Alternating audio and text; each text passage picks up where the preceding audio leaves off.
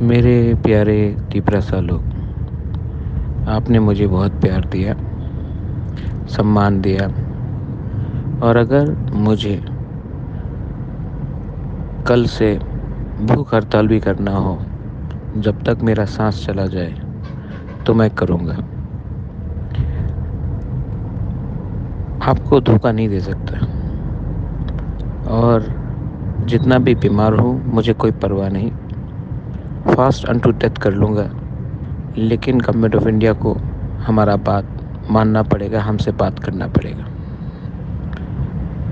मैं वेट कर रहा हूँ, और अगर कल तक नहीं हुआ तो आपका वो बागरा फास्ट अनटू डेथ कर लेगा, लेकिन अपने तिपरासा को कुछ देगा।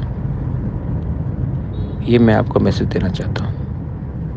जिसको सुनना है सुन लो। मैं आप लोगों को बहुत प्यार करता हूँ, और मेरे ऊपर बहुत प्रेशर है, लेकिन आपको कुछ देना है। मैं रेडी हूँ मरने के लिए, आपके लिए, लेकिन आपको कुछ मिलना पड़ेगा। हम भाई।